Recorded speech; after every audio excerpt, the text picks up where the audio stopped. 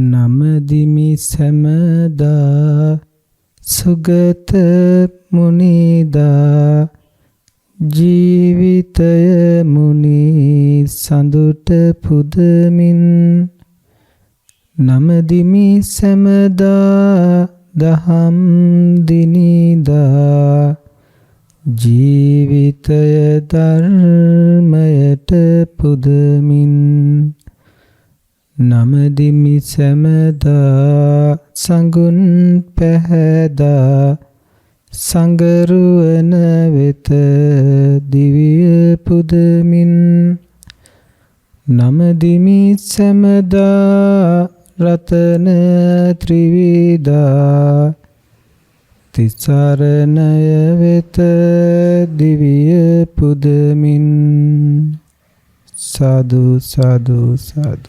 සදැහැති පින්නතුනි, පින්නති ඔබ හැමදෙනාම දෙවියන් මිනිසුන් විදිහට ලෝතර අමාමෑණී බුදු සමිඳුන්ගේ සිරිසදහම් වල රස විඳින්නට බොහෝ කොට ප්‍රිය කරනවා. ඒ නිසා මම ඔබට සදැහැති පින්නතුන කියලා ආමන්ත්‍රණය කළා. සදැහැති පිනැති මිනිසුන්, සදැහැති පිනැති දෙවියන් ලෞතර බුදුරජාණන් වහන්සේගේ සැනසිලි සුවය ලබන දහමින් නිරන්තරයෙන් සැනසුම උදා කරගත්තා. ඒ නිසානේ ඔබ දහම් රසයට ප්‍රිය කරන්නේ. ඒ නිසා තමයි බුදු පියාණන් වහන්සේ දේශනා කරනවා සබ්බ දානං ධම්ම දානං ජිනාති කියලා කියනවා වගේම සියලු රසයන් අතර ධර්ම රසය උසස් කියලා දේශනා කරනවා. දානයන් අතර ධර්ම දානය උසස් වගේම සියලු රසයන් අතර ධර්ම රසය තමයි උසස්ම රසය. ඒ නිසා එවැනි දහම් රසයක් විඳින්නට පිනති ඔබ හැමදෙනාටම ලැබෙන භාග්‍යවන්ත මොහොතක්. ඒ භාග්‍යවන්ත මොහොතේ ඒ භාග්‍ය වෙනුවෙන්ම පිනති ඔබ හැමදෙනා වෙනුවෙන් අද දවසේ ලෞතුරු රසය බෙදන්නට මේ විදිහට අපි උත්සාහ කරනවා. ඒ ලෞතුරු රසය බෙදෙන මොහොතේ ඒ ලෞතුරු රස භුක්ති විඳින්න පින්නතුනේ. සතුටින් භුක්ති විඳින්න. ලෞතුරු රසය සතුටින් භුක්ති විඳින්නට කියලා මා ඔබට ආරාධනා කරනවා. එහෙම සිදු කරන ආරාධනාවත් එක්ක ඔබගෙන් මා පැනයක් විමසුවොත් වර්තමාන කාලයේ අපට නිරන්තරයෙන් ඇහෙන්නට ලැබෙනවා බුදු දහම තුල මේ අපූර්වට හිටපු මිනිස්සු ටිකකට දුකයි දුකයි දුකයි දුකයි කියලා, අනිත්‍යයි අනිත්‍යයි අනිත්‍යයි අනිත්‍යයි කියලා, ඉවර වෙනවා නැති වෙනවා කියලා, ඒ විදිහට මහා ඍණාත්මක ආකල්ප ටිකක් දීලාද මිනිස්සුන්ට ජීවිතේ එපා කරවලද මිනිස්සුන්ට සතුටින් ඉන්න එක මිනිස්සුන්ගේ සතුට නැති කරලාද මේ දේවල් වලට ඔබට යම් පැහැදිලි කිරීමක් සිද්ධ කරන්නට වෙනවා. ඇයි මොහොතක් හිතන්නට පින්නතුනේ, බුදුරජාණන් වහන්සේගේ මේ දැක්ම උන්වහන්සේගේ අවබෝධය තුල ප්‍රකාශිත දේ තුලින් කියවෙන්නේ, හැබෑවටම එය යම් වාදයකට ගොනු කරන්න බෑ. නමුත් අපි වචනේ පාවිච්චි කළොත් බුදුරජාණන් වහන්සේ පෙන්වා වදාරන්නේ සර්ව අසුභවාදයක්ද? එහෙමත් නැත්නම් බුදුරජාණන් වහන්සේ පෙන්වා වදාරන්නේ සර්ව සුභවාදයක්ද? මේ දෙපැත්තත් එක්ක මේ කාරණාව කතා කරද්දී මට ඔබට පැහැදිලි කරන්නට වෙනවා බුදුරජාණන් වහන්සේගේ දේශනය තුළ සර්ව අසුභවාදයක් ඇත්තේ නැහැ. බුදුරජාණන් වහන්සේගේ දේශනය තුළ සර්ව සුභවාදයක් ඇත්තෙත් නැහැ. උන්වහන්සේගේ දේශනය යථාර්ථවාදී. උන්වහන්සේගේ දේශනය යථාර්ථවාදී. සර්ව සුභ කියන අන්තයෙන් නිදහස් වෙච්ච, සර්ව අසුභ කියන අන්තයෙන්ුත් නිදහස් වෙච්ච, සුභ අසුභ කියන අන්ත දෙකෙන් මිදුණු යථාර්ථය ස්පර්ශ කළ අති ශ්‍රේෂ්ඨ වූ සත්‍යවාදී යථාර්ථවාදී ධමයක්. එනිසාම සත්‍යවාදී යථාර්ථවාදී ශාස්ත්‍රවරයෙකුගේ සත්‍යවාදී යථාර්ථවාදී ශ්‍රාවකයන් වන්නට ලැබිච්ච ගැන හැබෑවටම ඔබ සතුටු වෙන්නට ඕනේ ඔබේ භාග්‍ය පිළිබඳව. මේ මෑතකදී පින්නති මෑණියන් කෙනෙක් මා ළඟට පැමිණියා. ඇය බෝමළුවට වෙලා පැය ගාණක් වාඩි වෙලා ඉන්නවා මම දැක්කා.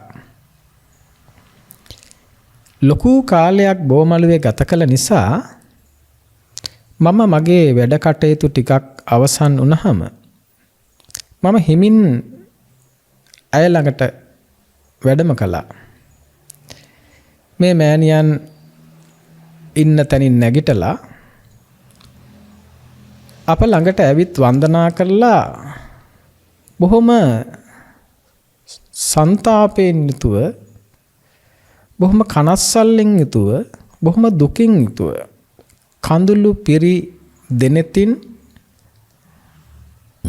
ඇගේ දුක කිව්වා. ඇයට යම් වූ සහනයක් හරි ලැබෙන්නේ මේ බුදු මැදුර තුල බෝ මළුව තුල බව ඇය පැවසුවා. ඉන් අනතුරුව ඇය මගෙන් ප්‍රශ්නයක් විමසුවා. අනේ අපේ ස්වාමීන් වහන්සේ, මම දවසෙන් දවස දුකටපත් වෙනවා. මට දරුවන්ගෙන් සැනසීමකුත් නැහැ. මට වටේ පිටේ අයගෙන් සැනසීමකුත් නැහැ. මට රෝගාබාධ වලින් අඩුවකුත් නැහැ.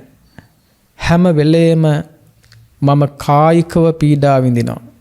මානසිකව පීඩා විඳිනවා. ඒ වගේම බාහිර මගේ වටේ අය ඉන්නේ අය හින්දා මම පීඩා විඳිනවා. මොන කර්මයක් කරපු නිසාද අපේ හාමුදුරුවනේ මට මෙහෙම වෙලා තියෙන්නේ?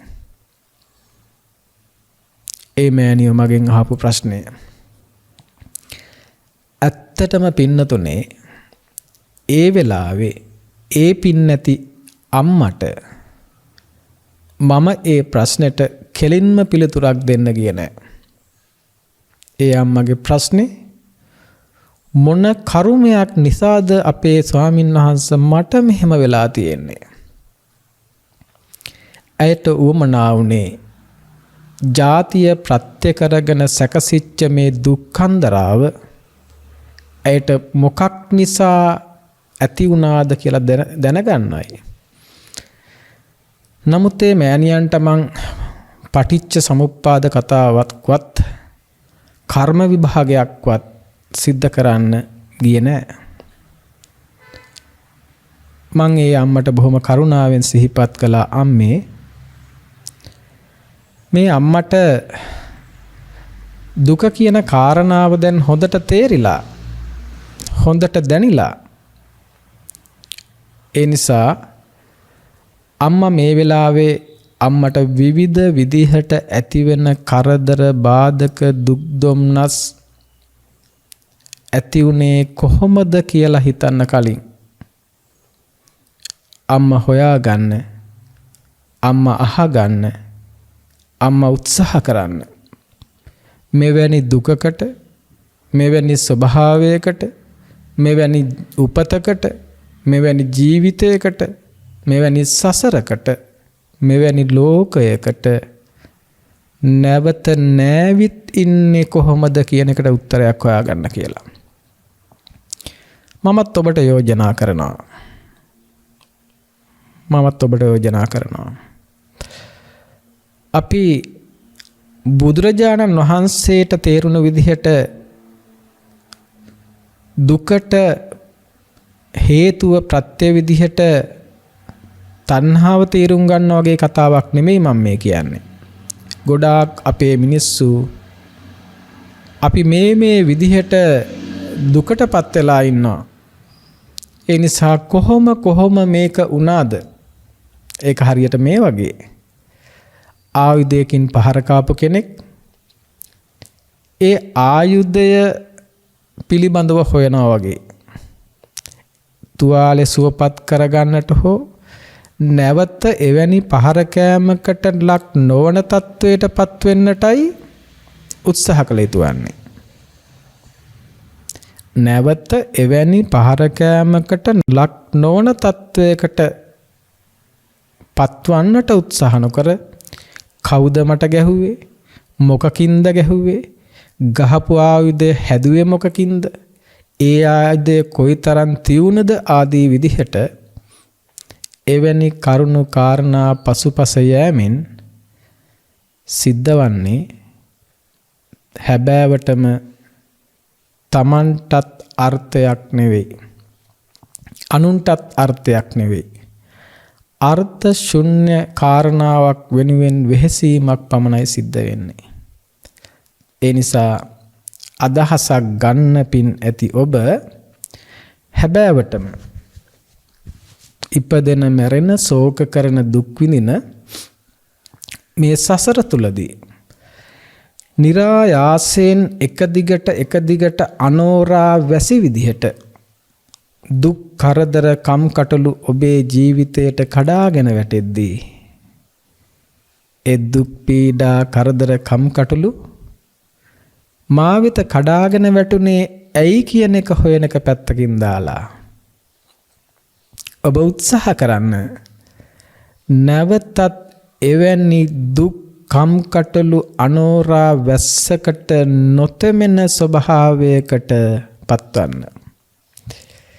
එවැනි ස්වභාවයකට පත්වන්න, එවැනි අනෝරා වැසිවලින් නොතෙමෙන්න මනාකොට සෙවිලි කළ නිවසක් වගේ හොඳට සුරක්ෂා කළ, හොඳට රැකවරණය දීපු, කෙලෙසුන්ගෙන් නොතෙමෙන පිරිසිදු සිතක් සකස් කරගන්න විදිහ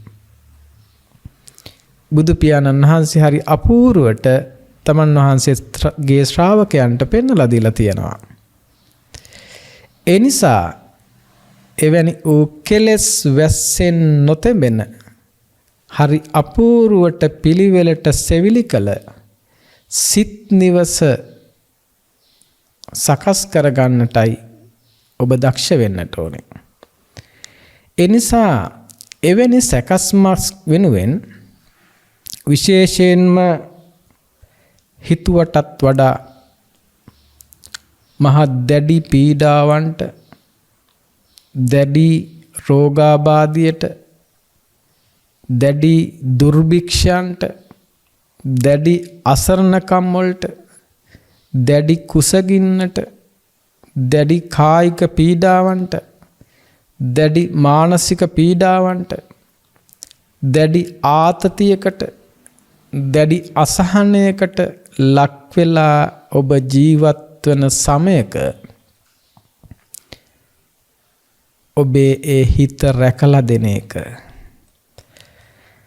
ඔබව සැනසීමෙන් තබන එක, ඔබේ සිව්පසයෙන් යැපෙන බුදු සව්වන් වෙච්ච අපේ යුතුයකමක් කොට සැලකනවා.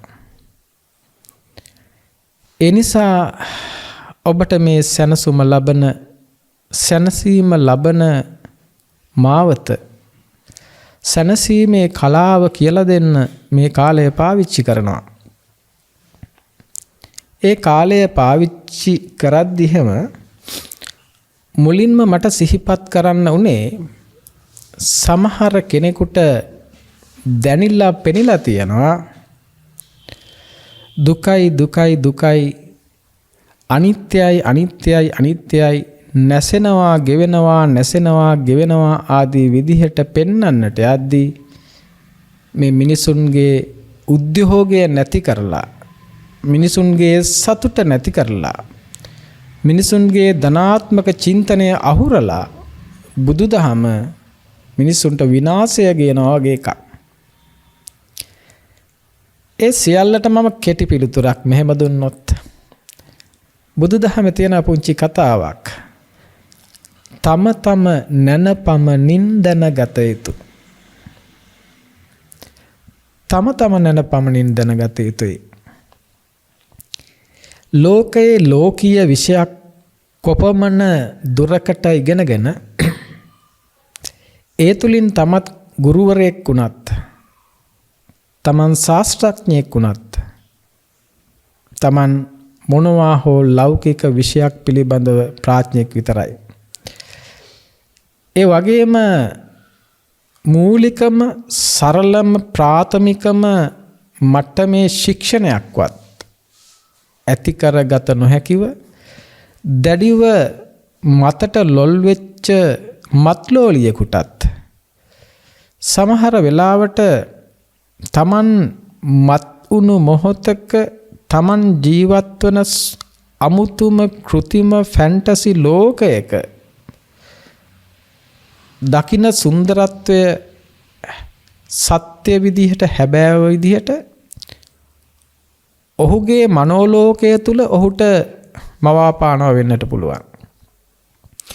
ඔහුගේ මනෝලෝකය තුල ඔහුට මවාපාන ඒ ලෝකය අනිත් අයටත් සුන්දරයි, ඒ අයටත් එය සාධාරණයි සහ ඒ අයටත් එයින් සැප ලබන්න පුළුවන් වගේ එකක් ඒ අයට හිතනවා වෙන්නටත් පුළුවන්.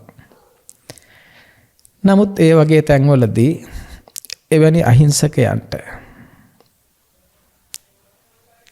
කරුණාවන්ත වෙන්නට වෙනවා, අනුකම්පා කරන්නට වෙනවා.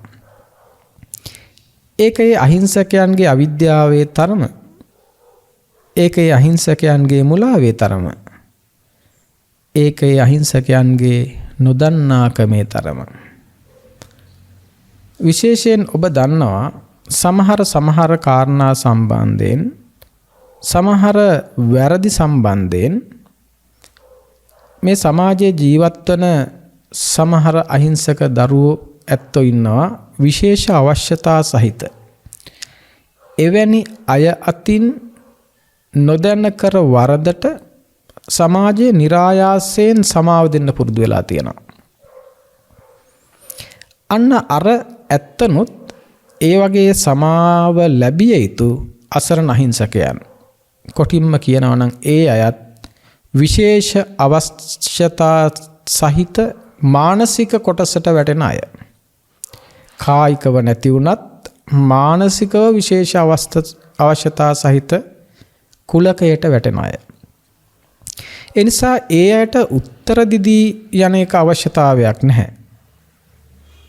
ඒ නිසා එවන්නන්ට උත්තර නොදිය යුතුයි වගේම සමහර වෙලාවට ධර්මයේ විදිහට ධර්මයේ නාමයෙන් ධර්මයේම ධර්ම කතාවේදී ධර්මය කියන ගමන් ඒ ධර්මය තව කෙනෙකුට කරන්නට පිළිපදින්නට කියන ගමන් ඒ ධර්මයේ තුල නොසිට ඒ ධර්මය තමාට ප්‍රායෝගික නොවි ඒ ධර්මයට පරිබාහිර විදියට තමන්ගේ කායික වාචසික මානසික ස්වභාවයන් හසුරුවමින් එක තැනක මේ ධර්මය අහගෙන මෙහෙම ඉන්න කියන ගමන් තව තැනක ලෝක ධර්ම ඉදිරියේ කම්පා වෙමින් ඒ ලෝක ධර්ම නිවැරදි කරන්නට ඔබට අවවාද අනුශාසනා කරමින් ඒ ලෝක ධර්ම ඉස්සරහා විවිධාකාර විදිහට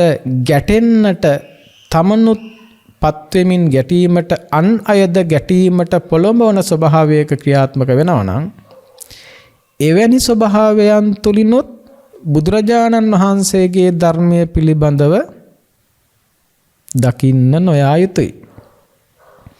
මේ කාරණාවන් සිහිපත් කරන්නට මට සිද්ධ වුණේ චීවරයක් ඇඟලාගත් පමණින් භික්ෂු වේශයෙන් සිටින යමෙක් ධර්මයයි කියා දේශනා කරන සෑම දෙයක්ම බුද්ධ දේශනා ලෙස ගන්නට අපේ සමහර ඇත්තන් උත්සාහ කරන නිසා ස්වාමින් වහන්සේලා සියල්ලන් අතින් දේශනා වන්නේ බුද්ධ ධර්මය නම් එය එසේ විය නොහැකි බව ඔබට තේරෙන්න ඕනේ. ඒ නිසා ශ්‍රාවකයාද මේ බුද්ධ ශාසනය තුල ප්‍රඥාවන්ත විය යුතුයි. සිහියලවා ගත යුතුයි. ඔබට බුදුරජාණන් වහන්සේගේ ධර්මය ලබන්නට මුල පුරන්නට සත්පුරුෂ ඇසුරකින්මයි පුළුවන් වෙන්නේ කියන වචනය බුදු සමිඳුන් පාවිච්චි කරන්නේ මේ ස්වභාවයත් එක්ක. එවැනි තැනකින් පටන් ගන්න ඔබට ඉන් ඉදිරියේදී ඕනෑම ඇසුරක් තුල සත්‍ය අසත්‍ය භාවය නිවැරදිව පැහැදිලිව වෙන්ව සකසා ගන්නට පුළුවන්කම ලැබෙනවා. ඒ නිසා එවැනි ස්වභාවයක් තුල මේ මොහොත තුල මා මේ සිහිපත් කරන්නේ ඔබට බුදුරජාණන් වහන්සේගේ දේශනාවට අනුව තමන්ට තේරුම් ගත යුතු අවබෝධයට පත්විය හැකි ආකාරයෙන් මේ ලෝක ස්වභාවය පිළිබඳව ඔබට පැහැදිලි කරන්නට උත්සාහ කරනවා. පින්වතුනි, මා ඔබෙන් මෙහෙම විමසුවොත් විවිධ වයස් කාණ්ඩවල ජීවත් වන ඔබ හැබෑවටම තවමත් සැප හොයන තැනකද ඔබ ඉන්නේ? යම් ආකාරයක ඔබ සැපයක් හොයනවද තාම? යම් ආකාරයකට සැපයක් ලබන්න බලාපොරොත්තු වෙනවද? තවමත් ඔබ සැප ලැබුණේ නැද්ද? එහෙමනම් හැබෑවටම ඔබට තේරුම් කරන්නට වෙනවා ඔබ සැප හොයන තැනේ මොකක් හරි වැරද්දක් තියෙනවා. ඒ නිසා තවමත් සැප හොයන්නට මනං ඔබ උත්සාහ කරන්නේ ඒ සැප හොයන තැන සැප ලැබෙන්නේ නැත්තේ හොයන තැන සැප නැති නිසා වෙන්නට පුළුවන්. ජීවිතය හරි පුදුමාකාර එකක්. ඒ ජීවිතය තුල නිරන්තරයෙන් සැප හොයාගෙන යනවා. අප මේ කතාව ආරම්භ කළෙත් ඒ විදිහට. අපි මේ කතාව ආරම්භ කළේ බුදුරජාණන් වහන්සේගේ දේශනය, බුදුරජාණන් වහන්සේගේ මේ අවබෝධයට පත්වන කතාව ඇතුලේ දුක පිළිබඳවම කතා කරනවාද කියලා. එක පැත්තකින් බුදුරජාණන් වහන්සේ දුක පිළිබඳවම කතා කරනවා කියනවා. අනිත් පැත්තෙන් ඔබ නිරන්තරයෙන් සැප හොයනවා. අවුරුදු 10ක් ගත වෙච්ච, 20ක් ගත වෙච්ච, 30ක් ගත වෙච්ච, 40ක් ගත වෙච්ච, 50ක් 60ක් 70ක් 80ක් ගත වෙච්ච තාමත් ඔබ සැප හොයනවා. ඔබ ජීවිතේ විවිධ වයස් කාණ්ඩල ගත කරන ඔබ හැම කෙනාම තවම සැප හොයනවා කියන එකෙන් අදහස් වෙන්නේ තවම හොයන්නේ ඔබට තාම හම්බෙච්ච නැති නිසා. ඔබට තාම ලැබිලා නැත්තම් ඔබ සියලු දෙනාට ඔබ සියලු දෙනා හොයන දේ ඔබ සියලු දෙනා හොයන තැන නැති නිසායි මේක ඔබට නොලැබිලා තියෙන්නේ. ඒක එහෙම වෙද්දී තව කෙනෙක් හිතනවා නම් බුදුරජාණන් වහන්සේ දුකක් ගැනම පෙන්නනවා ඒ තුලින් ලබන සැපත් වහනවා කියලා.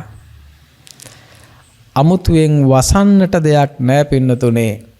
අමුතුවෙන් වසන්නට දෙයක් නැහැ.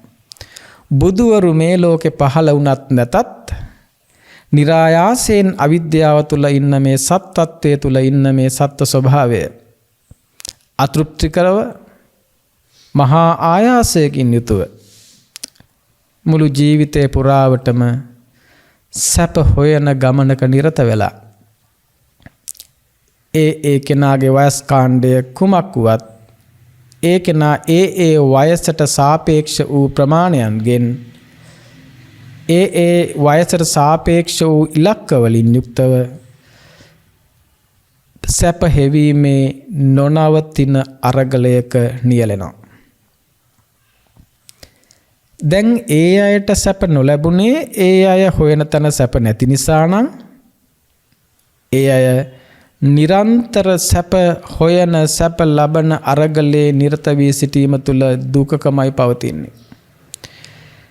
ඒ නිසා බුදුරජාණන් වහන්සේගේ මේ සර්ව අසුභවාදීත් නොවන සර්ව සුභවාදීත් නොවන සර්ව යථාර්ථවාදී වන මේ යථාර්ථවාදී වන සත්‍යවාදී වන දහම තුළ උන්වහන්සේට පවතින සත්‍ය ඒ විදිහට කියන්න උනා. එපමණයි. පවතින සත්‍ය ඒ විදිහටම කියද්දී එය එක එක්කෙනා තමන්ගේ දෘෂ්ටීන් වලට අනුව එය එක සර්ව සුභ සර්ව අසුභ ආදී ගොඩවල් වලට දාගන්න පුළුවන්. ඒක එයාගේ දෘෂ්ටියට සාපේක්ෂයි. නමුත් බුදුරජාණන් වහන්සේලා හැම විටම පෙන්වා වදාළේ යථාර්ථවාදයමයි සත්‍යවාදයමයි. එනිසා ඒ සත්‍යවාදයයි බුදුරජාණන් වහන්සේලා ලෝකයට විග්‍රහ කරන්නේ. ඒ විග්‍රහය තුළ උන්වහන්සේලා පෙන්වන ස්වභාවය යම්කිසි කෙනෙකුට ප්‍රත්‍යක්ෂ වුණොත් උන්වහන්සේලා පැහැදිලි කරන හෙළි කරන ස්වභාවය කාට හරි කෙනෙකුට තේරුම් ගියොත් ඒ තේරුම් යෑම තුළ අර නොනවතින අරගලය නිවිලා යනවා. අතෘප්තිකර ආයාසික අරගලය නිවිලා යනවා. නොනවත්වා සැප නොමැති තැනක සැප සොයන්නට වෙහෙසෙන ඒ වෙනුවෙන් ආයාස කරන ඒ වෙනුවෙන් අරගල කරන ස්වභාවය නිවිලා ගිහින් ඒ නිවන ස්වභාවය තුලම ඔහුට සැනසීමකටපත් වෙනවා. සැපයකටපත් වෙනවා. ඇත්තටම බුද්ධ දේශනාව තුල පැහැදිලි කරන්නේ එහෙම එකක්. මතු පිටින් හැබෑවටම නැති ස්වභාවයක් කෘතිමව සකස් කළ ස්වභාවයක් සත්‍යයි කියලා හිතාගෙන ඒ කෘතිම බොරුවට අහු වෙලා ඒ කෘතිම බොරුව තුලින් සත්‍යතාවයක් සොයාගෙන යන මිනිස්සුන්ට ඒ සැබෑ යථාර්ථවාදයේ සත්‍යවාදයේ පෙන්වා දුන්න දීමත් එක්ක ඒ අය ඇති කරගන්න අවබෝධය ඒ අය ඇති කරගන්න සහනය ඒ අය ඇති කරගන්න සැනසීම මේ ලෝකේ තව කෙනෙකුට හිතන්නට බැරි තරම් සැපයක්. මෙතෙන්දි මම කතා කරන්න උත්සාහ කරන්නේ නිර්වාණයත් එක්ක සැප ලබන කෙනෙක් ඉන්නවද සත්වයෙක් ඉන්නවද පුජ්‍යලයක් ඉන්නවද බුදුදහම තුල ඒ සැප ලබන කෙනාගේ ස්වභාවය මොකක්ද? එතනට එවැනි මට්ටමකින් නෙමෙයි මම මේ දහම කතා කරන්නේ. ඊට මෙහයින් මේ කතා කරන්නේ. ඒ නිසා එවැනි මෙහයින් මේ කතා කරන කාරණේදී අපි ඒක මේ ආකාරයෙන් දකින්න උත්සාහ කරමු. ඔබ හැමදෙනාගෙන්ම මාරයා ඔබේ විමුක්තිය උදුරගෙන ඒ උදුරාගත් විමුක්තිය ලබා ගන්න ඔබට අරගල කරන්න වෙනවා. උදුරාගත් විමුක්තිය නැවත ලබා ගන්න සිදු කරන අරගලයයි නැවත නැවතත් මාරයාගේ තොණ්ඩුවට හිරව කරන අරගලයයි කියලා අරගල දෙකක් තියෙනවා. මාරයා ඔබෙන් උදුරගත්ත විමුක්තිය මම මෙතන මාරයා ලෙස හඳුන්වන්නේ ඔබවමයි. ස්කන්ධ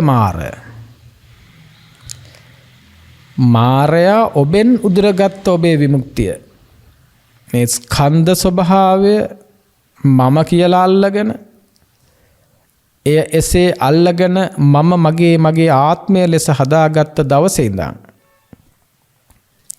එවැනි ස්වභාවයක් තුල තණ්හාවෙන් මානෙන් දිට්ඨියෙන් යුක්තව මේ ලෝකය තුල ක්‍රියාත්මක වෙන්න උත්සාහ කරන මොහොතේ ඉඳන් ඔබ අරගල කරනවා ලෝකය ඇතුලේ නිවෙන්න. ලෝකය ඇතුලේ නිවෙන්න කරන මේ අරගලයට අපි කියමු ලෞකික අරගලයක් කියලා. ඒ ලෞකික අරගලයක් තුල ඔබ හදන ඔබ ලබන විමුක්තියක් ඇත්තේ නැහැ. එයයි මම අර කලින් සිහිපත් කළේ අතෘප්තිකරව දිගින් දිගට විවිධ වයස්වල අය සනසුම සෙව්වත් කිසිදා කිසිවෙකුට ලෝකයේ තුල ලෞකිකත්වයේ තුල නොලැබුණු සැනසීමක් ඔබ තාමත් හොයනවා නම් ඔබ තවමත් සැප හොයන කෙනෙක් නම් ඔබ තවමත් සැනසීම හොයන කෙනෙක් නම් ඔබ තවමත් විමුක්තිය හොයන කෙනෙක් නම් ඒ විමුක්තිය හොයන ඔබ ඒ විමුක්තිය හෙව්වේ ලෞකික අරගලයක් තුර නම් ලෞකික අරගලයක් තුලින් ඔබට විමුක්තිය ලැබුණත් ඒ ලැබෙන විමුක්තියත් ලෞකික එකක්. ඒ ලෞකික විමුක්තිය තුල ඔබට ලැබෙන්නේ නැවත නැවතත් ඔබව දුකට පත් කරවන නැවත අරගල කර ඔබට දිනීම උදෙසා සැනසීම උදෙසා නඩත්තු කළ යුතු විමුක්තියක් විතරයි. ඒ විමුක්තිය ඔබට නඩත්තු කරන්නට වෙනවා. එය නඩත්තු කරන්න ඔබට වෙහෙසෙන්නට වෙනවා. එය නඩත්තු කරන්න ඔබට කැපකිරීම කරන්නට වෙනවා. සමහර වෙලාවට ඔබට ඔබේ ජීවිතයත් පුදන්නට වෙයි. දිවි පුදා විමුක්තිය ලබන අරගලයකින් දිවි පුදන්නෝ ලැබුවේ මොනවාද? ඔහුට ඔහුගේ ජීවිතය ලැබුණේ කිසිදා ඔහුට අයිති නොවන ජාතියක්, ආගමක්, කුලයක්, පක්ෂයක්, ගෝත්‍රයක්, රටක්, ජාතියක්, තමන්ගේ අය හදාගත්ත පවුලක්, නෑදෑ පිරිසක්, ජාතියක් ආදී විදිහට මෙවැනි දෙයක් වෙනුවෙන් දිවි පුදා තමන්ට ලැබිච්ච මනුස්සත් භවය, තමන්ට ලැබිච්ච ක්ෂණ සම්පත්තිය, තමන්ට ලැබිච්ච මේ අපූරු නිවන් දකින මොහොත ලෝකෝත්තර අරගලයට ලැබිච්ච මොහොතහු ලෞකික අරගලයක් වෙනුවෙන් කැප කරනවා නම් මොන තරම් අපරාධයක්ද? ඒ මොන තරම් අපරාධයක්ද? ඇයි ඔහුට හෝ ඇයි ඇයට මේ සත්‍ය මේ යථාර්ථය නොතේරෙන්නේ? ඇයි ඔහු හෝ ඇය එවැනි දෘෂ්ටියක ඉඳගෙන මේ සත්‍ය මේ යථාර්ථය නොතේරී දිගින් දිගට ලෞකික අරගලේ වටිනාකම් දකින්නේ? ලෞකික අරගලේ වටිනාකම් දකින විදියට තමයි මේ මාර ස්වභාවය, මේ ස්කන්ධ මාර ස්වභාවය ඔබ සකස් කරලා තියෙන්නේ. ඒ නිසා එවැනි ලෞකික අරගලයන්ගේ වටිනාකම දකින ඇත්තන්ට ලෝකෝත්තර අරගලයන් පෙනෙන්නේ නැහැ. ඒ නිසා ඒ අය ලෞකික අරගලයටම වටිනාකම් දෙනවා. ඒ තුලින් සැප ලබන්න පුළුවන් බව විශ්වාස කරනවා. අතීතයේ කිසිවෙකු ලෞකික අරගලයකින් සදාකාලික සුවයටපත් උනේ නැහැ. සදාකාලික සැපයටපත් උනේ නැහැ. සදාකාලික සැපයටපත් වෙච්ච අතීත අරගල විරුවෙක් ඔබට කියන්න පුළුවන්ද? ඔබ දන්න හැම කෙනෙක් ඉන්නවද? නෑ පින්නතුනේ. ඔහුගේ අරගලයේ ජයග්‍රහණය අඩුම තරමින් ඔහු යම් ජයක් ලැබුවා නම් ඒ ජයත් ඔහුගේ ජීවිතය අවසන් වීමත් සමග ඔහුට අහිමි වෙලා යනවා. එනිසා පෘථග්ජන ගෝත්‍රය සමහරලාට ඔහු විරුවෙක් කරනවා. ඔහුගේ ජීවිතය ජාතිය රට වෙනුවෙන් පුද කළා කියලා. නමුත් ඒ පුද කිරීමේ අබමල් රේණුවක තරම් දෙයක්වත් පුද කළ කෙනාට ලබන්නට නොහැකි ස්වභාවයකටයි ඒ කෙනාපත් වෙන්නේ. එහෙම මේ ලෝකයා ලෞකිකත්වයේ තුල වටිනාකම් දීපු ස්වභාවයන් තුල මේ ආකාරයෙන් දිගට සනසීම සහනමනේ හොයමින් ලෞකික අරගවල ජීවත් වෙන මිනිසුන්ට මේ ලෝකයේ පහළ වෙච්ච ශ්‍රේෂ්ඨ අරගලකරුවානෝ, මේ ලෝකයේ පහළ වෙච්ච අති ශ්‍රේෂ්ඨ වූ අරගලකරු, අරගලේ නායකයා, දුකටපත් අසරණ අහිංසක මිනිසුන්ගේ පීඩාවටපත් පීඩිත පන්තියේ මහා ශ්‍රේෂ්ඨ නායකයා ලෞතර බුදුරජාණන් වහන්සේ. උන්වහන්සේ සදා කාලයටම සියලු අරගලවලින් නිදහස් වෙන විදිය, උන්වහන්සේ සදා කාලයටම සියලු දුකෙන් නිදහස් වන විදිය, උන්වහන්සේ සදා කාලයටම සියලු විමුක්තිය ලබන විදිය පෙන්වා වදාරනවා. එනිසා ඇත්තටම බුදුදහම දුක ගැන කියන දහමක් නෙවෙයි. ඇත්තටම බුදුදහම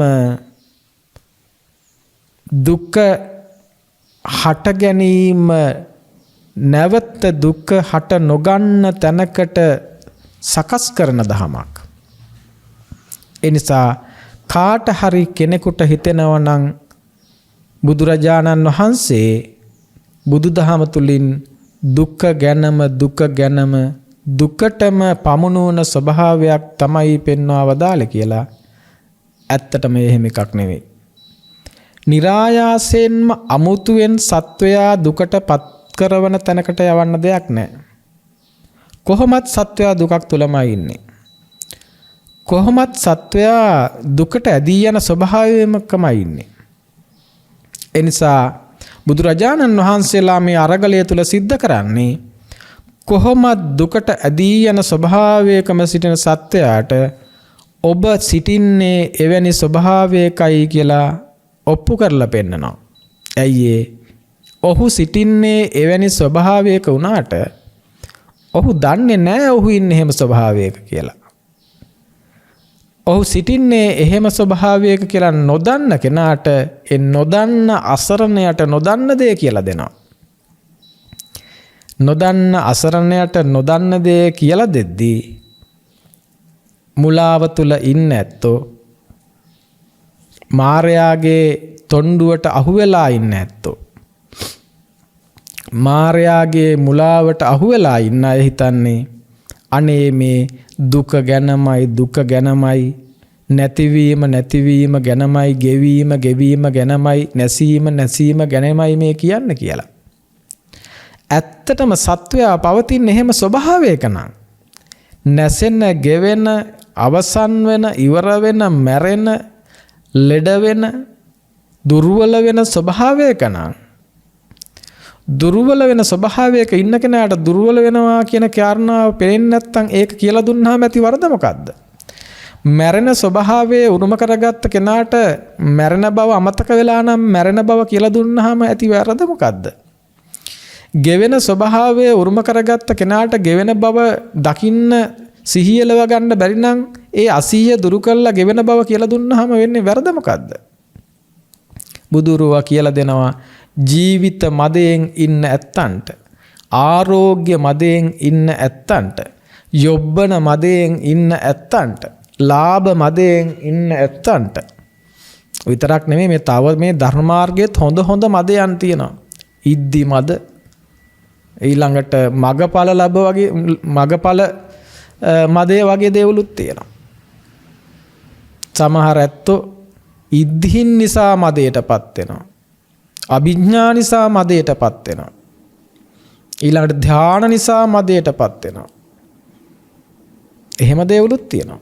ඒවා කතා කරන්න කලින් හැබෑවටම මේ සත්වයා තමන් ජීවත් වෙනවා, අනුන් මැරෙනවා, අනුන් මැරුණත් තමන් ජීවත් වෙනවා කියන ස්වභාවය තුල මදයෙන් යුතුව කටයුතු කරනවා. ඒ වගේම තවත් වෙලාවට යොබ්බන මදේ නිසා, යෝන් භවයේ මදේ නිසා අනුන් වයසට ගියත්, අරුන් ජරාවටපත් උනත් තමන් තාම තරුණයි කියලා මදයෙන් ක්‍රියාත්මක කරනවා. ඒ වගේම තවත් සමහරු ආරෝග්‍ය මදේ නිසා අන් හැම දෙනා රෝගී වුණත් තමන් තාම නිරෝගී කියලා මදයෙන් යුතුව සිතනවා, ක්‍රියා කරනවා. මෙන්න මෙහෙම ලෝකයක එවැනි ස්වභාවයක් තුල බුදුරජාණන් වහන්සේට අවශ්‍ය වුණේ හැබෑවටම ඒ සත්වයා දැනට ඉන්න තැන එයාට නොපෙනෙන දේ, තමන් ඉන්න තැන ගැන තමන් නොදන්න නිසා හැබෑවටම තමන් ඉන්න තැන පැහැදිලි කරලා දෙන්න විතරයි.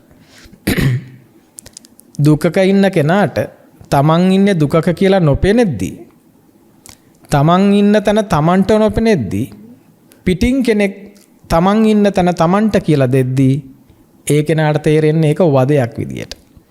ඒ කෙනාට ඒක තියෙන්නේ නෙගටිව් තින්කින් එකක් විදියට.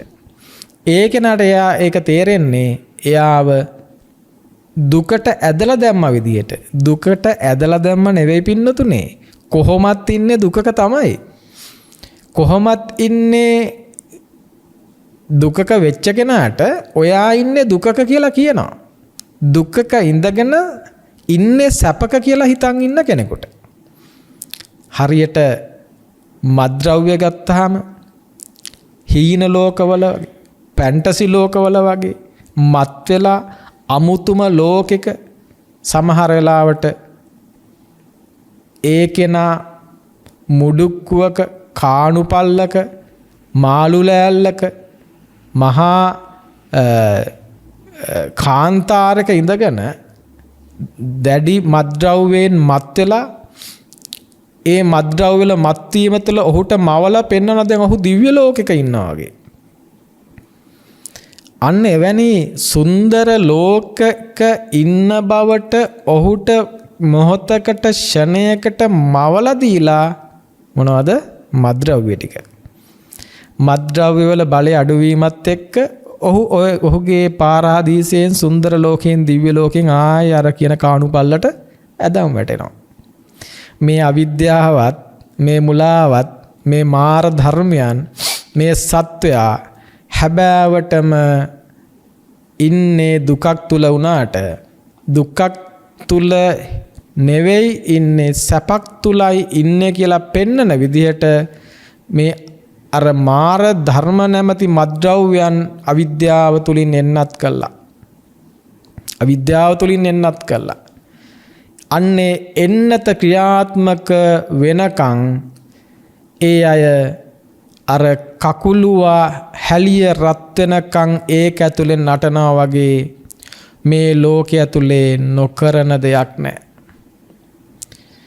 කකුලුවා හැලිය රත් වෙනකන් ඒක ඇතුලේ හොඳට පීනනවා, පිනුම් ගහනවා, නටනවා. හැබැයි දැන් ටික මුට්ටිය වතුර ටික රත් වේගෙන එනවා. රත් වෙලා ජලයේ උෂ්ණත්වය ටික ඉහළ ගිහින් ඒ ඉහළ යන උෂ්ණත්වයත් එක ටිකින් ටික පනලල විනාශ වීගෙන තව කෙනෙකුගේ ආහාරයක් බවට පත් වෙන මස් ටිකක් විතරක් බවට පත් වෙන මොහොතකයි මේ කකුලුවා ජීවත් වෙන්න කියලා වතුර රත් වෙනකන් කකුලුවට ඒක තේරෙන්නේ නැහැ. ජලයේ සිසිල් බව තියෙනකන් කකුලුවට ඒක තේරෙන්නේ නැහැ. එයා එතකනුත් ඒක ඇතුලේ පිහිනනවා. එයා එතකනුත් ඒක ඇතුලේ ගෑනු සතෙක් දැක්කොත් ඒ ගෑනු සතත් එක්ක ලිංගිකව හැසිරෙන්න උත්සාහ කරයි. එතකනුත් ඒක ඇතුලේ යාට රස කෑමක් දැම්මොත් එයා එතකනුත් එහෙම රස කෑම අනුභව කරයි. ඒ වගේම එයා කැමැතිවත් විදිහේ කෑම දෙකක් දුන්නොත් ඒකේ කැමැතිම කෑමක හොයාගෙන ඒක අනිත් කෙනාගෙන් උදුරගෙන හරි කන්න බලයි. එහෙම ලෝකෙක නෙවෙයි අපි මේ ජීවත් වෙන්නේ. තාම දර ටිකක් දැන් කිට්ටු වෙලා ගින්දරත් පත්තු වෙලා ටිකෙන් ටික ගිනි දැල් උඩට මතු වෙනවා. දැන් මුට්ටිය ටිකෙන් ටික රත් වේගෙන එන්නේ. ඒත් අපි පිළිගන්න ලෑස්ති නෑ තව මොහොතකින් මේ සියල්ල අවසන් වෙනවා කියලා. තව මොහොතකින් මේ සියල්ල අවසන් වෙනවා බව පිළිගන්න අකමැති අපි තව තවත් පිනුම් ගහනවා. තව තවත් පංචකාම සැප හොයනවා. පංචකාමයෙන් පිනවන්න, ඇස පිනවන්න, දිව පිනවන්න, නාසය පිනවන්න, කය පිනවන්න, කන පිනවන්න. මේ විදිහේ මේ පංචකාමයන්ගෙන් පිනවා ඉන්න හැම මොහොතකම උත්සාහ කරනවා. ක්‍රමක්‍රමයෙන් ජරාවෙන් ව්‍යාධියෙන් මරණයට කිට්ටු වෙනවා. කොයි මොහොතක ඒ ස්වභාවයට පත් වේද කියලා අපිට හිතා ගන්නවත් බෑ. ඒ යථාර්ථය ඇහෙනකොටත් ඒ යථාර්ථය ඔබට දැනෙන්නේ ඔබේ දැනුමට අනුව නෙගටිව් තින්කින් එකක් විදියට. මේ ලෝකේ හැබෑවටම මහා ශ්‍රේෂ්ඨතම පොසිටිව් තින්කින් එක වෙන්නේ ඔය යථාර්ථය කියලා දෙන එකමයි. ඒ යථාර්ථය ඇතුලේ ඔබ කියන ඔය පොසිටිව් හෝ ධනාත්මක කතාවක් නැහැ. සත්‍ය විදියට, යථාර්ථ විදියට, නිච්ච සුඛ අත්ත විදියට ගත්ත ලෝකයේ අනිච්ච දුක්ඛ අනාත්ත විදියට තෝරලා දෙන එක ඔබට හිතෙනවා නම් නෙගටිව් තින්කින් කියලා, ඍණාත්මක චින්තනයක් කියලා. ඒට කුමක් කියන්නද බින්නතුනේ? ඒට කුමක් කියන්නද? නිත්‍යයි, සැපයි, ආත්මයි, සුඛයි කියලා හිතාගෙන මිනිසුන්ට හැබෑවටම අනිත්‍ය වූ, දුක් වූ, අනාත්ම වූ, අසුභ වූ ලෝකයක්, අනිත්‍ය වූ ලෝකයේ අනිත්‍ය විදියට, දුක් වූ ලෝකයේ දුකක් විදියට, අනාත්ම වූ ලෝකයේ අනාත්ම විදියට, අසුභ වූ ලෝකයේ අසුභ විදියට කියලා දෙන එකේ වරද මොකද්ද? සත්‍ය විදියට විග්‍රහ කරලා දෙන එකේ වරද මොකද්ද? සත්‍ය විදියට අවබෝධ කරන්නට පාර පෙන්වන එකේ වරද මොකද්ද? අඩුම ගානේ ඔබට ඒ නිසාම වරද නිවරද ලෙසත්, නිවරද වරද ලෙසත් පෙනෙන්නට සලස්වලා. ඒක හැම වෙලා තියෙන්නේ ඔබ මායාගේ බැම්මට, මායාගේ තොණ්ඩුවට, මායාගේ ඇමට අහු වෙලා නිසා. මායාගේ ඇමට හිර වෙලා ඉන්න ඔබට, මායාගේ බැම්මට අහු වෙලා ඉන්න ඔබට, මායාගේ තොණ්ඩුවෙන් තව තවත් හිර වෙන ඔබට කෙලෙස් වැగిරෙමින්, කෙලෙස් වලින් පිරීලා ඉතිරලා ගිය සත්ත්ව ස්වභාවයක් තුල සෑම මොහොතකම කෙලෙසුන් වැగిරි කෙලෙස් වල කුණු රහට ප්‍රිය කරන මිනිස්සු වෙච්ච ඔබ, කෙලෙස් වලට කුණු රහට ප්‍රිය කරනවා. ඒ කෙලෙස් වල කුණු රහට ප්‍රිය කරන්න විදිහටයි මේ මාර ධර්මයන් ඔබ ගොදුරු කරගෙන ඉන්නේ. කුණු රහට ප්‍රිය කරන සත්වයන්ට කුණු නොවුණු පිරිසිදු දෙයක් ලබා දුන්නට ප්‍රිය කරන්නේ කුණු රහට නම් එයාට පිරිසිදු දෙය අප්‍රිය වෙනවා. හරියට ඌරන්ට වගේ. ඌර ප්‍රිය කරන්නේ කුණු රහට. කුණු රහට ප්‍රිය කරන ඌරන්ට කුණු රහ ප්‍රියයි වගේ කෙලෙසුන්ගෙන් බරිත වෙච්ච මිනිස්සු කෙලෙසුන් පිරලා ඉතිරලා යන වෙලාවට කෙලෙසුන්ගේ කුණු රහට ප්‍රිය කරද්දී ඒ කුණු රහට ප්‍රිය කරන මිනිස්සුන්ට කුණු විදියට කිලිටි කෙලෙති විදියට රජස් විදියට පෙන්නලා දෙද්දී ඒ ඔවුන්ට දැනෙන්නේ ඔවුන්ට කරන හානියක් වගේ, ඔවුන්ට කරන විනාශයක් වගේ, ඔවුන්ට සිදු කරන බාධකයක් වගේ, ඔවුන් කරදරයට පත් කරනවා වගේ, ඔවුන්ට බාධා කරනවා වගේ, කොටින්ම කියනවා නම් සැපේ හිටපු මිනිස්සුන්ට දුක ගෙනත් දෙනවා වගේ. සමහරු ඒක අපූර්ව වචන වලිනුත් කියනවා. නමුත් අපි එපමණකින් අතර වෙමුකෝ. සැපේ හිටපු මිනිස්සුන්ගේ සැප නැති කළා වගේ. බුදුරජාණන් වහන්සේටත් ඔය චෝදනාව කළානේ. ගිහි ජීවිත ගත කරන නැත්තන්ගේ සැප නැති කරන, තරුණයන්ට ගිහි ජීවිත එපා කරන, තරුණයන්ගේ තරුණ බිරිඳගෙන් සැමියා වෙන් කරන මහා කඩාකප්පල්කාරයෙක් විදිහට ගිහි ජීවිතවල සතුට නැති කරන කඩාකප්පල්කාරයෙක් විදිහටයි සමහර ඇත්තෝ බුදුරජාණන් වහන්සේව දැක්කේ. අදටත් ඒ වගේ පඬිත උතුමන් නැතුව නෙවෙයි. කණෙන් කොණෙන් සමහර වෙලාවට ඒවා ඇහෙනවා. ඒ නිසා එවැනි ස්වභාවයක් තුල යථාර්ථයක් විදිහට දැනගන්නට ඔබට බොහෝ කොට කැපකිරීම කරන්නට වෙනවා. එතෙන්දි තමයි මේ ශ්‍රද්ධාවේ බලමහිමය අවශ්‍ය කරන්නේ. එතෙන්ට තමයි සිහිය අවශ්‍ය කරන්නේ. එතෙන්ට තමයි නුවණ අවශ්‍ය කරන්නේ. එතෙන්ට ශ්‍රද්ධාවත් නුවණත් සිහියත් වගේම සත්පුරුෂ ඇසුර වගේ දේවල් පාවිච්චි කළා මේ අසත්පුරුෂ ලෝකයෙන්, අසත්පුරුෂ ධර්මයන් අගය කරන ලෝකයෙන් හැබෑවටම ඔබ මොහොතකින් මරණය උරුම කරගන්න පුළුවන් ස්වභාවයක් සහිත මේ කකුලුවාට පෙන්නලා දෙන්න පුළුවන් නම් හැබෑවටම මේ ගින්දර රත් වෙලා තව විනාඩි 20ක් 30ක් යන්න කලින් ඔබේ ජීවිතය අවසන් වෙනවා, ඔබට සියල්ල අවසන් වෙනවා කියලා. හැබෑවට මේ තිරිසන් සත්වයක් වෙච්ච කකුලුවාට එක කියලා දුන්නත් උසස් මනසක් සහිත මිනිස්සයාට මේක කියලා දෙන්න මේ තරම් අමාරුනේ. ඒ අය විවිධ විදිහට විවිධ දෘෂ්ටීන්ගෙන් අන්තයන් වලට ගිහිල්ලා, විවිධ දෘෂ්ටීන් වල ඉඳගෙන, විවිධ වාදයන් තුල ඉඳගෙන, විවිධ චින්තනයන් තුල ඉඳගෙන ඒ උගත්කම් බහුසුතකම් වලට Taman බහාලමින් වාද කරමින් සත්‍ය තව තවත් निराවරණය කරගන්නවා වෙනුවට සත්‍ය වසා ගන්න තැනට මේ අසරණයපත් වෙලානේ.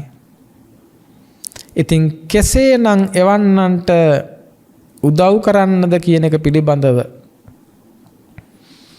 බුදුවරුන්ට පවා දෙපාරක් හිතන්නට වෙනවා.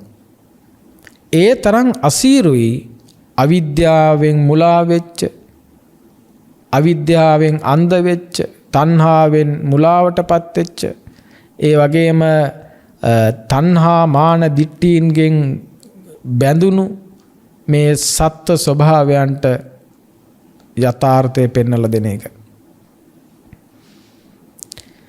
ඒ නිසාම ඒ බුදුරජාණන් වහන්සේලාට මහා අභියෝගයක් වුණා.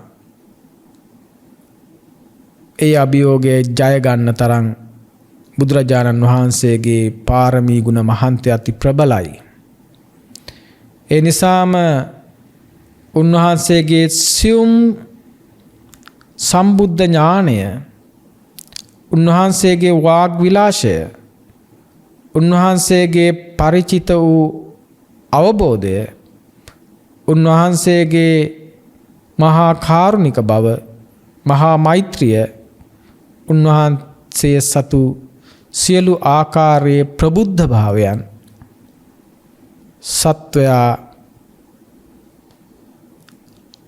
අසත්‍යයෙන් සත්‍ය කරා ගෙනෙන දේශනය සිදු කරමින්, මුලාවෙන් යථාර්ථය කරාගෙන එන දේශනය සිදු කරමින් සත්වයාට සැනසෙල්ල ලබන අරගලේ වටිනාකම කියලා දෙන තැනට ලෞකික අරගලයේ නිදහස් කළ ලෝකෝත්තර අරගලය කරා ගෙන එන්නට අවශ්‍ය දේ කියලා දෙන්න බුදුරජාණන් වහන්සේට පුළුවන්කම තිබ්බා.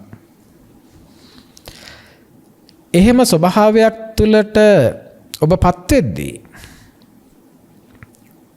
ඔබ මේ ලෝක ධර්මයන් තුළ හැසිරෙන ස්වභාවය සම්පූර්ණයෙන්ම වෙනස් වේවි.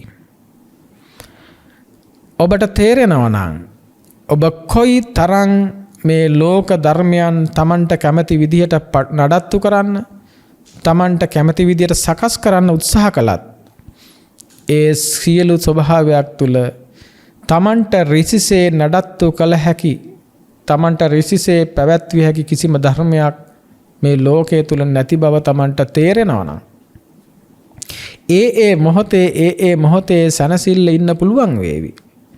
වෙන කිසිවක් තියා ඔබට තේරෙනවා නම් මරණයත් එක්ක පුංචි කාලෙකින් අප පිළිබඳව සියල්ල මේ ලෝකයට අමතක වෙලා යනවා. මරණයත් එක්ක, ඔබේ මරණයත් එක්ක, මගේ මරණයත් එක්ක අප සිදු කළ කී දෑ සියල්ල මේ ලෝකයට අමතක වෙලා යනවා.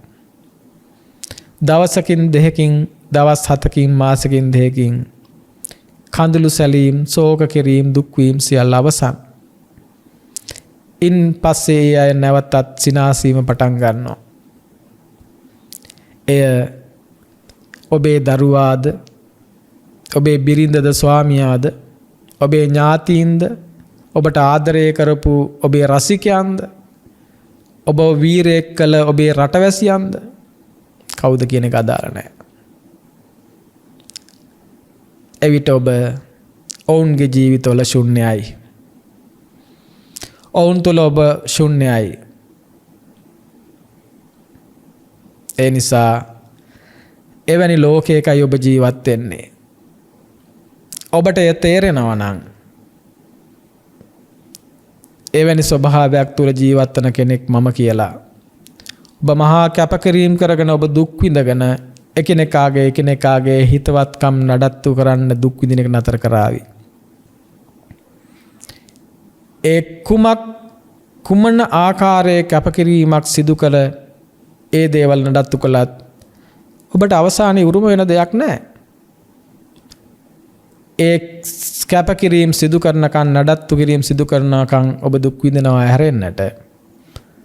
අවසානයේ එය සිදු කළද, ඒ නඩත්තු කිරීම සිදු කළද නොකළද ලැබෙන උත්තරය එකයි. ඒ තමයි ඔබේ අවසානයත් සමග සියල්ල අවසන් කියන එක. ඔබේ අවසානයත් සමග සියල්ල අවසන්. ඔබේ අවසානයත් සමග සියල්ල අවසන් වන ලෝකයක කුමකට නම් ඔබ මේ නඩත්තු කරන්නද? කුමකට නඩත්තු කරන්නද? ඔබට හැකි ප්‍රමාණයෙන් ඔබට සතුටින් යමක් කරන්න පුළුවන් නම් කරන එක වෙන දෙයක්. ඒ ඇරෙන්න අපහසුයෙන්, පීඩාවෙන්, ආයාසයෙන්, හඬමින්, දුකෙන් යුක්තව මැරීගෙන නැහීගෙන අරයා වෙනුවෙන්, මෙයා වෙනුවෙන්, අරක වෙනුවෙන්, මේක වෙනුවෙන් ආදී විදියට කියාගෙන තමන් නැත්තම් අන්‍යයන්ට කිසිවක් කරගත නොහැකි යන තැනක ඉඳගෙන ඔබේ මුළු ජීවිතයම බාහිර අය වෙනුවෙන්, බාහිර දේ වෙනුවෙන් කැප කරන ස්වභාවයක නම් ඔබ පසුවන්නේ. අනේ කුමක්ද එහි ඇති ඵලය? කුමක්ද එහි ඇති වටිනාකම? එවැනි ස්වභාවයක් තුළ ඔබට තේරෙන්නට ඕනේ ඔබ වටා කොපමණ පිරිසක් හිටියත් ඒ කිසිවෙකු ඔබේ කැමැත්තේ සීමාව තුළ පවත්වන්න බෑ. කිසිම අයෙක් කිසිම දෙයක් ඔබේ රුචිකත්වයට අනුව පවත්වන්න පුළුවන් ස්වභාවයක නැහැ. අඩුම ගානේ ඔබවත්, ඔබේ කයවත්, ඔබේ හිත පුළුවන් ද පින්නතුනේ ඔබට රිසි විදිහට, ඔබට රුචි විදිහට පවත්වන්නට? ඔබ බලාපොරොත්තු වෙනවා නම් එය තමන්ගේ රුචිකත්වයට අනුව, තමන්ගේ රුසි බවට අනුව පවතිවා කියලා. කිසිදාක එසේ පවතින්නේ නැහැ. කිසිදාක එසේ නොපවතින ලෝකයකින් එසේ පවතිවා යයි ඔබට යම් කිසි බලාපොරොත්තුවක් ඇති වෙනවද? ඒ බොහෝ බලාපොරොත්තු තුල ඔබ දුකටපත් වීම පමණයි සිද්ධ වෙන්නේ. ඔබ දුකටපත් වීම පමණයි සිද්ධ වෙන්නේ. කිසිම මොහොතක ඒසේ වෙන්න විදිහක් නැහැ. ඔබේ රුචියට අනුව ඒ සිද්ධ වෙන විදිහක් නැහැ. ඒසේ සිද්ධ වේවා සිද්ධ වේවා සිද්ධ වේවා කියන බලාපොරොත්තුව තුලත් ඒසේ සිද්ධ කර ගැනීම උදෙසා ඔබ ආයාස ගැනීම තුලත් එසේ සිද්ධ වේවා කියන බලාපොරොත්තුවෙන් එසේ ආයාස අරගෙන ඉන්න ඔබට එය එසේ සිදු නොවන බවට නිරාසයෙන් පත්වීම තුලත් දිගින් දිගටම ඔබ දුකටපත් වෙනවා. ඔබට ඔබේ හිත එකඟ කරගන්න ඕන නම් දැඩි වෙහෙසක් කරගන්නට වෙනවා. වෙහෙසකර ස්වභාවයක ඔබේ හිත එකඟ කරගත්තත් එකඟ කර ගත්ත හිත ඒසේ පවත්ව ගන්නටත් ඔබට එය වෙහෙසටපත් වෙන්න වෙනවා. එසේ වෙහෙසටපත් වෙලා හිත එකඟත්වයේ තියාගත්තත් එකඟ බව නැති වෙලා යනවා. එහෙම නැති වුණාමත් ඔබට වෙහෙසටපත් වෙන්න එනවා. එකඟවම පැවතීමේ අවශ්‍යතාවය කැමැත්ත ඉච්ඡාව සහිතව තිබිච්ච හිත එකඟභාවයෙන් නැති වෙන ස්වභාවයටපත් වුණාමත් ඔබ දුකටපත් වෙනවා. ඔබේ හිතත් එහෙමනම් ඔබේ කයත් ඔබ කැමැති ශක්තිමත්ව තියෙනවට නිරෝගීව තියෙනවට කඩා නොවැටෙනවට නොදිරා යනවට ඔබ එහෙම කැමැති ඒ කැමැත්ත නැති වෙනකොට ඔබ දුකටපත් වෙනවා. ඒ කය ඒ විදිහට තියා ගැනීම දෙසා ඔබ දිගින් දිගට වීර කරමින් උත්සාහ කරමින් දුකසේ ක්‍රියා කරනවා. ව්‍යායාම් කරනවා, ඖෂධ ගන්නවා, එක එක ක්‍රියාකාරකම් කරනවා. ඒවා කරන එක හොඳයි. නමුත් ඒවා කරන එක ඔබට පහසුවක් හෝ සතුටක් නෙවෙයි. වෙනින් කැපකිරීම කරන්න වෙනවා. වියදම් කරන්න වෙනවා, කාලය කැප කරන්න වෙනවා, ධනය කැප කරන්න වෙනවා, ශ්‍රමය කැප කරන්න වෙනවා. බොහෝ දේවල් කැප කරන්න වෙනවා. එහෙම කැපකිරීමෙන් නඩත්තු කරගෙන පවත්වගෙන ගිය කයත් කොච්චර කල් නඩත්තු කරන්නද, කොච්චර කල් පවත්වන්නද? එයත් දිරලා යනවා, ඉවර වෙලා යනවා, අවසන් වෙලා යනවා, නැති වෙලා යනවා. මේ විදිහට තමාගේ තමාගේ යයි සම්මත කරගත්, තමාගේ යයි හිතාගෙන මුලාවෙන් අහුවෙච්ච මේ කයයි හිතයිවත් තමන්ගේ වසඟයට අනුව, තමන්ගේ ඉච්ඡාවට අනුව, තමන්ගේ බලාපොරොත්තුවට අනුව, තමන්ගේ කැමැත්තට අනුව, තමන්ගේ රුචිභාවයට අනුව නොපවතිනවා නම් හිතන්න පින්නොතුනි, ඔබේ රට, ඔබේ ජාතිය, ඔබේ කුලය, ඔබේ පක්ෂය, ඔබේ ගෝත්‍රය, ඔබේ ගෙදර, ඔබේ වත්කම්, ඔබේ ප්‍රසිද්ධිය, ඔබේ කීර්තිය, ඔබේ ලාභය, ඔබේ යසස, ඔබේ ප්‍රශංසාව, ඔබේ දරුවෝ, ඔබේ ඥාතීන්, ඔබේ බිරිඳ, ඔබේ ස්වාමියා ඔබට කැමති විදියට පවතීද? ඒ කිසිවක් ඔබට ඔබේ පවතින ස්වභාවයෙන් නැහැ කියලා ඔබට තේරෙනවා නම් මුලින්ම ඔබට සතුටින් ඉන්න එක එතනින්ම මතුවේවි. එහෙම තමාගේ රුචියට අනුව, රුචිකත්වයට අනුව රිසිසේ පවත්වන්න බැරි ස්වභාවයකට එහෙම පවත්වන්න උත්සාහ කරන එක ඔබ නතර කළොත් ඒ තුලින්ම ඔබට යම් වූ සහනයක් ඇති කර ගන්නට පුළුවන් වෙනවා. එසේ දිගින් දිගට ඒ ස්වභාවය ටික ඔබ අවබෝධ කරගෙන එවැනි ඉච්ඡාවන් ඇති කර නොගන්නට කුමක් අවබෝධ කරගත යුතුයිද කියන කාරණාවේදී ඔබ මේ බුදුරජාණන් වහන්සේලා දේශනා කරන ලෝකයේ යථා ස්වභාවය තේරුම් ගැනීමේ ස්වභාවයේ අධ්‍යයනයට ආරම්භයක් හදා ගන්නවා. ඒ ආරම්භම සත්පුරුෂයන් වහන්සේලා හොඳින් මනාකොට ලෝක ස්වභාවයේ ක්‍රමානුකූලව පැහැදිලි කරලා දෙනවා. එතකොට ඒක ද්විදව කරන්න පුළුවන්කම තියෙනවා. එකක් හොඳ ප්‍රඥාවන්තයන්ට ඒ ශනිකවම සත්‍ය දර්ශනය අහගෙන ඒ අහගත්ත දෙයට අනුව විමර්ශනය කරමින් විමසමින් ඒ තුළම අවබෝධයටපත් වෙන්න පුළුවන්කම තියෙනවා. ඒක හොඳට තේරුම් ගන්න. ඒක එහෙම තමයි. ඒක ඒ කෙනාගේ විපාක ස්වභාවයේ හැටි. පන්තියක දරුවෝ ගත්තාම සමහර දරුවෝ ඉන්නවා ගණිතයේ පාඩම එකපාරක් කියලා දුන්නාම ඒ දරුවා ඒ කියලා දීපු පාරින්ම එයාට ඒ ගාන ඕන තරම් වාරයක් හදන්න පුළුවන්. එයාට ඒක ගැන කිසි ප්‍රශ්නයක් නැහැ එතනින් එහාට. ඒ වගේම තවත් දරුවෝ ඉන්නවා නැවත නැවතත් කියලා දෙන්න වෙනවා. උපකාරක පන්ති වලටත් යවන්න වෙනවා. ආයෙත් ඒක කරවන්න වෙනවා. එහෙමම හිමින් පුහුණු වීම තුල දියුණු කිරීම තුල උදව් කිරීම තුල මෙතෙන්ට එන්න අවශ්‍ය කරන අයත් ඉන්නවා. ඒ වගේම කොටලා පෙව්වත් මේක තේරෙන්නේ නැති අයත් ඉන්නවා. ඒ වගේ තමයි ධර්ම මාර්ගයේත්. ඒ වගේ සමහර අය ඉන්නවා ෂණ සම්පත්තිය තිබුණාට ඒ අය දාන දීලා සිල් රැකලා භාවනා කළා ඒ ඔස්සේ ටික මේ චිත්ත ඒකාග්‍රතාවය හරහා ප්‍රඥාව මුහුකුරා ගොස් නුවණ දියුණු කරගෙන ඒ ඔස්සේ සත්‍ය දර්ශනයක් මානසිකාර්යය කරන්නට අවශ්‍ය කරන වටපිටාව හදාගෙන ඒ තුලින් අවබෝධයටපත් වෙන්න ඕනේ අයත් ඉන්නවා. ඒතර ඒ වගේ ස්වභාවයක් තුල තමයි අපි මුල් කාලය තුල දේශනා කළා මේ මොහොතේ මේ සත්‍ය දර්ශනය ආර්ය දේශනය අහලා ඊට අනුරූපව හික්මලා ඒ මොහොත තුලම අවබෝධයටපත් වෙන්න දක්ෂ ප්‍රඥාවන්තයන්ට නුවණැත්තන්ට හේතු සැකසෙච්ච අයට ඒ අය වෙනුවෙන් දිගින් දිවට දහම් දේශනා කළා.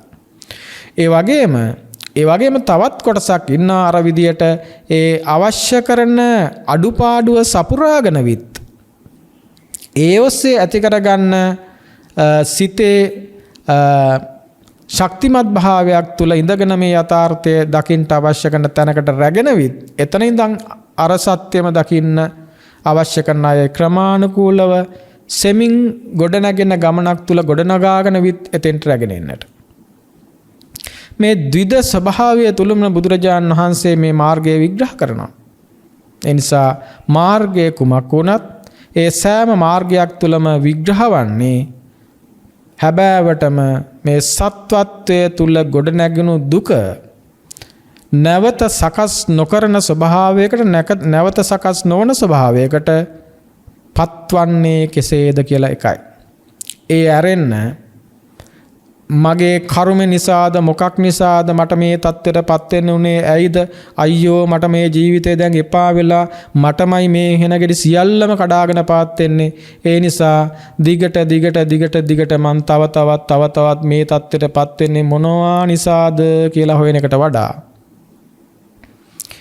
නැවතත් එවැනි ස්වභාවයකටපත් නොවීම උදෙසා බුදුරජාණන් වහන්සේලා දේශනා කරන මේ සත්‍ය දර්ශනයට පත්වෙන් වීම උදෙසා මේ දුක පිරිසිඳ දැනීම වෙනුවෙන් ක්‍රියාත්මක වන්න. දුක පිරිසිඳ දැනීම වෙනුවෙන් එතකොට සියල්ලම සිද්ධ වේවි. මුළු ලෝකයම දුකක් කියන තැනට Taman අවබෝධයට පත්වෙන්න උත්සාහ කරන්න.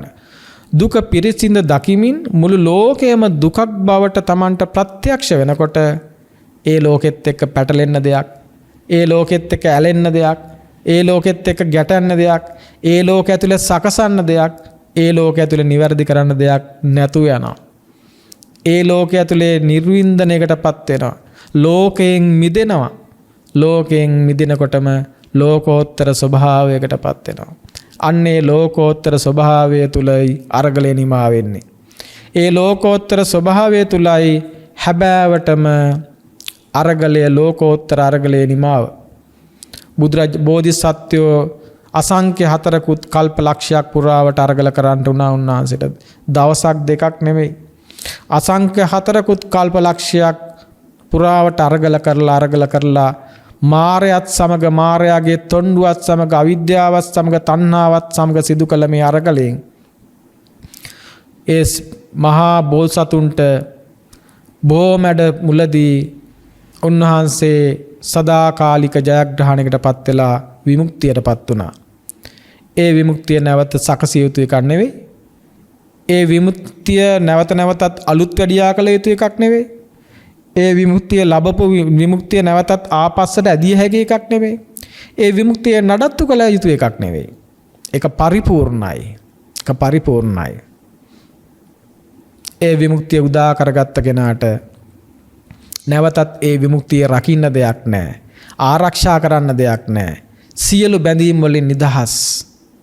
එවැනි නිදහස් වූ ස්වෛරී වූ සදාකාලික සුව ඇති සැප ඇති නිර්වාණයේ ලෝකෝත්තරයේ විමුක්ති සුවය විඳින්න.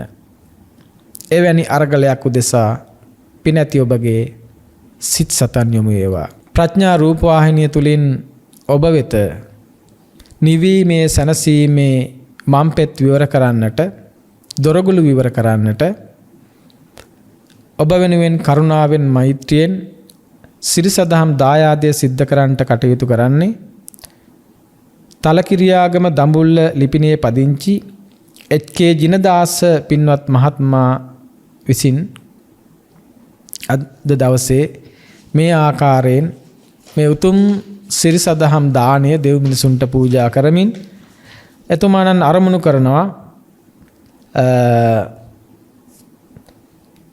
මීට වසර 7කට පෙර දඹුල්ලේ තලකිරියාගම පදිංචිව සිට මියගිය ආර්.එම්.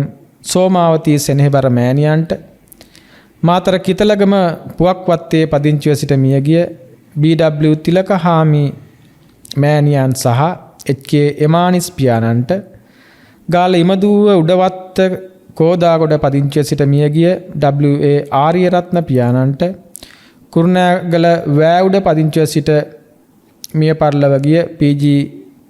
සිරිමලී මෑණියන්ට මේ උතුම් ධර්ම දාණයෙන් ජනිත වූ පුණ්‍ය කුසල් අනුමෝදන් වී නිර්වාණ සුවය සාක්ෂාත් වේවා කියලා.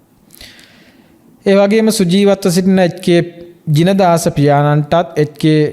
මලිත් මේනක පුතණුවන්ට සහ එම බිරිඳ ශිවන්ති ශාලිකා දියණියට, සිතඟ පැහැසර පුතණුවන්ට, ලෝකවාසී සියලු සත්වයන්ට නිදුක් නිරෝගී සුවය උතුම් වූ නිර්වාණයෙන් සැනසෙන්නට මේ ධර්ම දාණයෙන් ජනිතා වූ පුණ්‍ය කුසල් හේතු වාසනා වේවා කියලා ආශිංසනය කරන්නට බලාපොරොත්තු වෙනවා.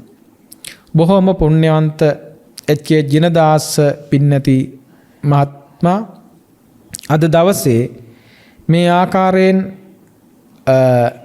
මේ උතුම් වූ ධර්ම දානමය පින්කම සිදු කරමින් ඒ තුලින් ජනිත වූ පුණ්‍ය ශක්තිය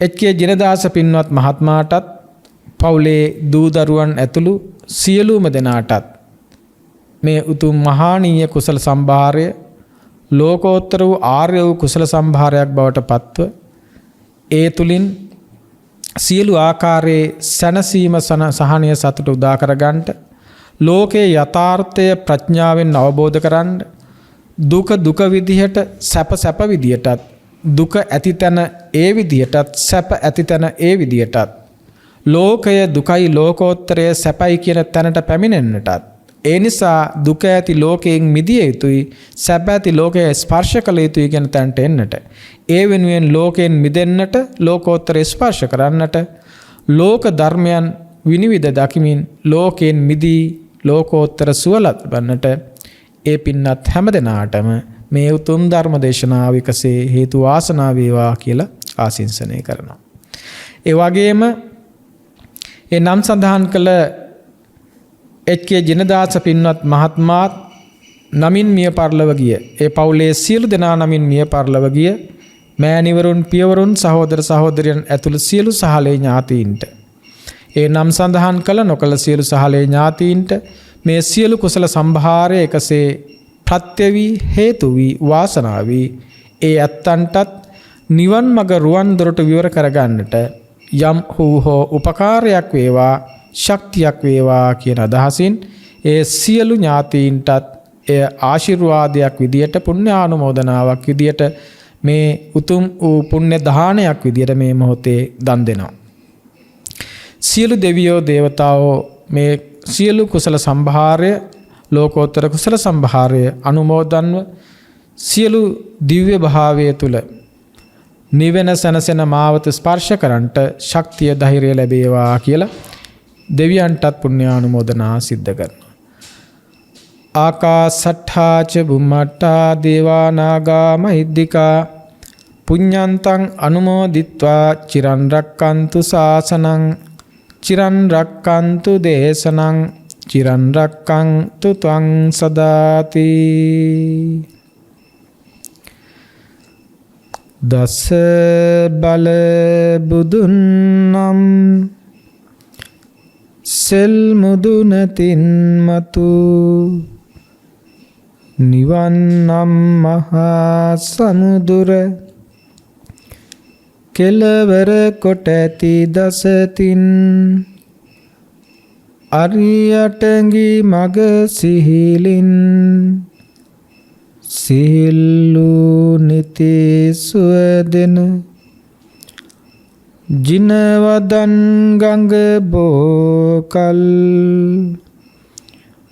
ගලාවා සව් සතන් සනහා. සාදු සාදු. සියලු දෙනාටම සම්මා සම්බුදු සරණයි.